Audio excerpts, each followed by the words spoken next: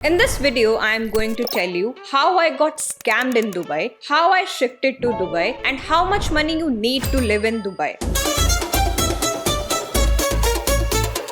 ये 3 major points हैं जो आपको पता होने चाहिए दुबई शिफ्ट होने से पहले। तो सबसे पहले बात करते हैं कि दुबई आपको कितने वीजाज ऑफर करता है शिफ्ट होने के लिए, क्योंकि दुबई किसी को सिटीजनशिप तो देता नहीं है, वो सिर्फ इनवाइट से मिलती है। तो हमारे पास 3 तरीके के वीजा होते हैं। सबसे पहला आता है cheapest visa, that is employment visa, जिसमें आप वहां पर जॉब कर रहे होते हो। सेकेंड नंबर पे आता है आपका इन्वेस्टर वीजा, यानी कि आपने अपने नाम पर कंपनी फॉर्मेशन की है जिसके अंडर आपको वीजा मिलता है। थर्ड आता है गोल्डन वीजा, जिसमें आपको मिनिमम 2 मिलियन दिरहम्स की इन्वेस्टमेंट करनी होती है दुबई रियल एस्टेट में, जो कि आईएनआर में अराउंड होता है 4.8 to 5 करोड़। अब स्टार्टिंग में मैंने चूज किया सबसे cheapest way, that is employment visa. अब एम्प्लॉयमेंट वीजा भी 2 तरीके के होते हैं। एक होता है लेजिट तरीका कि आपने किसी कंपनी में जाके इंटरव्यू दिया, आप सेलेक्ट हो गए, तो इस केस में आपका वीजा स्पॉन्सर करती है कंपनी, क्योंकि आप वहां पर जॉब करने के लिए जा रहे हो, तो सारा एक्सपेंस भी उन्हीं का होता है। बट हम तो ट्रेडर्स हैं, हमें तो जॉब नहीं करनी। तो यहाँ पर आता है सेकंड ऑप्शन। इसमें क्या होता है, दुबई में कुछ ऐसी कंपनीज हैं जिनके पास कोटाज हैं वीजाज के, तो इस केस में वो क्या करते हैं, वो इन वीजाज को सेल करते हैं कुछ कमीशन के साथ। अब मेरे साथ क्या स्कैम हुआ, तो भाई मेरी एक दोस्त थी, दोस्त तो नहीं बोलूंगी, खैर अब मैं उसे, तो स्टार्टिंग में मुझे कुछ नॉलेज नहीं था दुबई के वीजाज का प्रोसीजर क्या है, बैंक अकाउंट्स का क्या सीन है, ट्रांजैक्शंस कैसे होते हैं। तो भाई मैंने कर लिया उस पर ट्रस्ट। अब क्योंकि मेरी दोस्त भी थी, दुबई में भी रह रही थी, तो ना मैंने ज्यादा इधर उधर कुछ सर्च किया। तो उसने मुझे बोला कि मेरे बहुत सारे दोस्त हैं, सब ट्रेडर्स हैं, मेरी पूरी एक कम्युनिटी है, सब लोग इसी वीजा पे ही हैं और उनको कोई दिक्कत नहीं आ रही है। तो भाई मैंने कहा चल ठीक है। अब जो दूसरा प्रोसीजर था वो ये था कि मैं कंपनी फॉर्म करूं, वो लेंदी प्रोसीजर भी था और साथ में एक्सपेंसिव भी था। तो भाई उसने ऐसी ऐसी कंपनी से बात करनी शुरू करी जो वीजाज बेचती हैं। अब वो खुद भी ऐसी किसी कंपनी में जॉब करती है। तो एंड ऑफ द डे उसने मुझे बोला कि आपका 8-8.5 हजार दिरहम में सारा काम हो जाएगा। अब मेरा ट्रस्ट जीतने के लिए उसने बोला कि मेरे बहुत सारे दोस्त इसी कंपनी के अंडर वीजा लेकर काम कर रहे हैं, वो सब लेजिट है, बहुत अच्छी कंपनी है, इतनी अच्छी कंपनी है, बिल्कुल लेजिट कंपनी है, ये वो बड़ी बड़ी बातें उसने फेंक दी। तो मैंने भी ट्रस्ट करके उसको 9,000 दिरहम दे दिए, जो कि इंडियन रुपीस में होते हैं समवेयर अराउंड 2,10,000 से 15,000 रुपए। अब उसने मुझे बोला कि इसमें आपका सब कुछ हो जाएगा, बैंक अकाउंट खुल जाएगा, आपको 2 साल का वीजा मिल जाएगा, आप दुबई में 2 इयर्स तक इजीली अप डाउन कर सकते हो, रह सकते हो। अब उसने मुझे ये भी बोला कि आपको यहाँ पे आने की जरूरत नहीं है स्टार्टिंग में, आप मुझे पैसे दे दो, मैं सारा प्रोसीजर यहीं से शुरू करा दूंगी। तो ये तो मेरे लिए और भी अच्छी बात थी। तो भाई मैंने उसको पैसे दे दिए और उसने मेरा प्रोसीजर भी शुरू करा दिया। अब आपको याद होगा कि मैं जून में दुबई आई थी, तो मैं इसी वीजा पे आई थी। दुबई आने के बाद भी आपके कुछ 2-3 प्रोसीजर्स और होते हैं, मेडिकल, इंश्योरेंस, स्टैंपिंग। तो ये सारी चीजें करने के बाद आपको एमिरेट्स आईडी मिलती है। तो जैसे जैसे इन प्रोसीजर्स की डेट पास आती गई, उसने मुझसे और पैसे मांगने शुरू कर दिए, कभी 1000 दिरहम दे दो, कभी 500 दिरहम दे दो। तो ऐसे ऐसे करके उसने मुझसे बहुत सारे और पैसे ले लिए। अब सबसे बड़ी दिक्कत यहाँ पर ये आती है कि अगर आप ये प्रोसीजर पूरा नहीं करो तो फाइन आने लगता है। और यहाँ पर एक प्रॉब्लम और भी आती है कि आपने इसी वीजा के थ्रू एंट्री ली है इनसाइड, तो जब तक सारा प्रोसीजर पूरा नहीं हो जाता आप दुबई से एग्जिट भी नहीं ले सकते हो। अब क्योंकि वो मीडियोकर थी, तो सारा ब्लेम वो कंपनी पे डाल रही थी कि कंपनी बार बार इतना पैसा मांग रही है, ये कह रही है, वो कह रही है, और ना ही मुझे कोई डायरेक्ट नंबर दे रही थी उस कंपनी का। और ऊपर से ये बोल रही थी कि मैं तुम्हारे लिए ये सब कर रही हूँ दोस्ती में, तो तुम मुझे इन रिटर्न ट्रेडिंग में प्रॉफिट्स बनवा के दो, फाइनेंशियल फ्रीडम दिलाओ, बड़ी बड़ी बातें फेंकने लगी। अब बंदा पैसे ना दे तो दुबई गवर्नमेंट की तरफ से फाइन आएगा या फिर कोई और लीगल इश्यूज भी आ सकते हैं। और ये स्कैमर्स लोग जितना चाहे उतना पैसा बार बार मांगते रहते हैं और हम कुछ कर भी नहीं सकते इसके अंदर। So this is how I got scammed in Dubai. अब एक अननोन शहर में आपका नोन ही धोखा दे जाए तो क्या हो आपके साथ। फिर मैंने शांति से पूरा प्रोसीजर कराया एक्स्ट्रा पैसे देकर। जो प्रोसीजर लेजिट तरीके से 7-8 हजार दिरहम में हो सकता था, उसके लिए मैंने दिए पूरे 20,000 दिरहम। ऑलमोस्ट 3 गुना मैंने पे किया उस चीज के लिए। बट कहते हैं ना, जो होता है अच्छे के लिए होता है। इतना टाइम और पैसा बर्बाद करने के बाद मुझे काफी सारी चीजें पता चली दुबई के बारे में,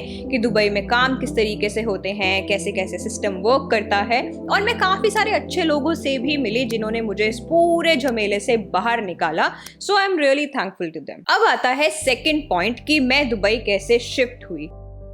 तो ये जो सारा एम्प्लॉयमेंट वीजा का प्रोसीजर था उसको मैंने पूरा कराया, फिर जाके मैंने उसे कैंसिल कराया एंड उसके बाद लिया मैंने इन्वेस्टर वीजा।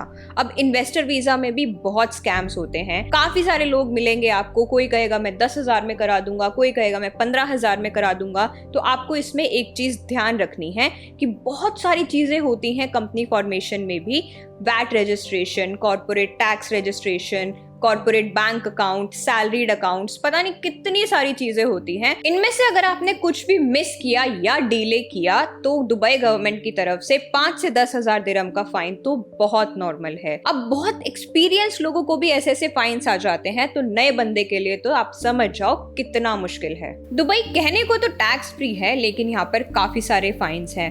हर छोटी छोटी चीज पर यहाँ पर फाइन आ जाता है। ये सारी चीजें आपको इतनी डिटेल और डेप्थ में कोई नहीं बताने वाला है, चाहे पूरे सोशल मीडिया पे जाके ढूंढ लेना। और इन सारी कंपनी फॉर्मेशन फॉर्मेलिटीज में आपका 1 से 2 महीना लग जाएगा। और जो मेरा कॉस्ट आया था that was around 8 to 9 lakh rupees. अब इस वीजा को मेंटेन करने के लिए क्या क्या कॉस्ट आती है?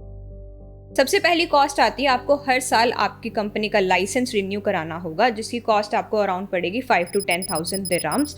उसके बाद आपको कुछ ना कुछ मंथली कॉर्पोरेट अकाउंट की भी फीस देनी होगी।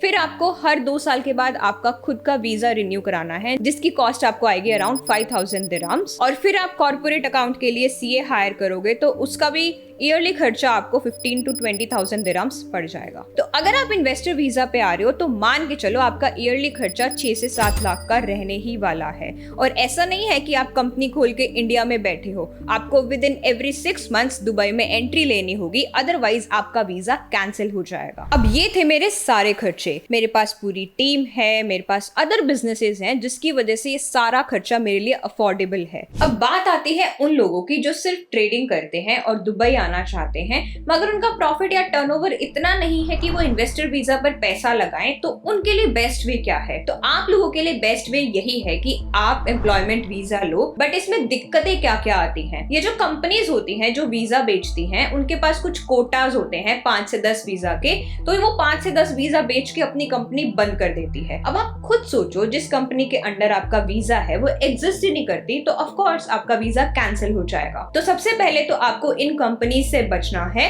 और लेजिट कंपनी से अपना वीजा लेना है। इस केस में आपको 2 साल का एम्प्लॉयमेंट वीजा मिल जाएगा, बट आपको मेक श्योर करना है कि आप उस कंपनी से कुछ ना कुछ सैलरी विड्रॉ करो। आप चाहे उनको खुद से पैसा देकर आओ या फिर जैसे भी आप वो सेटलमेंट करो, बट आपके अकाउंट में उस कंपनी के थ्रू कुछ ना कुछ सैलरी पर मंथ आनी चाहिए। और एक चीज और ध्यान रखना, आपको पूरे 183 डेज इंडिया से बाहर रहना है टू बी NRI, ताकि आप इंडिया का टैक्स सिस्टम अवॉइड कर सको। अगर आप ऐसा नहीं करते तो आपको इंडिया में टैक्स पे करना पड़ेगा अकॉर्डिंग टू योर स्लैब, और आपको आपकी दुबई की इनकम भी डिस्क्लोज करनी पड़ेगी इंडियन टैक्स सिस्टम के अकॉर्डिंग। और वैसे भी 30 लाख के ऊपर इंडिया के अंदर 30% का टैक्स देना मैंडेटरी है। अब दुबई में रहने का, खाने पीने का एक्सपेंस क्या होता है, कैसे होता है, उस सब के बारे में बात करते हैं। अब जैसे आप इंडिया में सेक्टर्स में रहते हो तो वहां का रेंट ज्यादा होता है इन कंपैरिजन टू कॉलोनीज। तो सेम चीज दुबई में भी है। अगर आप पोश एरिया में रह रहे हो तो आपको वहां पर रेंट ज्यादा पे करना पड़ेगा। But as compare to India, Dubai में रेंटल्स काफी हाई हैं। तो जो आपका मेजर खर्चा होता है दुबई में रहने के लिए, दैट इज रेंटल।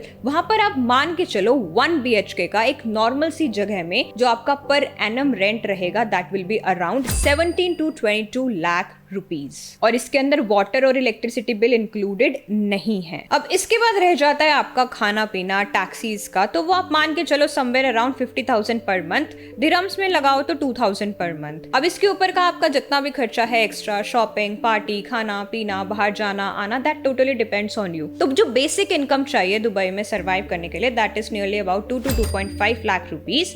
तो ओवरऑल आपको मंथली इनकम चाहिए 4 to 5 lakh rupees to live a decent life in Dubai. So here comes the end. मैंने आपके सारे डाउट्स क्लियर कर दिए हैं दुबई को लेकर। अगर इसके अलावा आपका कोई और डाउट है दुबई को लेकर तो आप कमेंट सेक्शन में पूछ सकते हैं, मैं श्योरली आपकी हेल्प करूंगी। और नेक्स्ट वीडियो में मैं आपको बताऊंगी how I make money while travelling. So channel को सब्सक्राइब करना मत भूलना।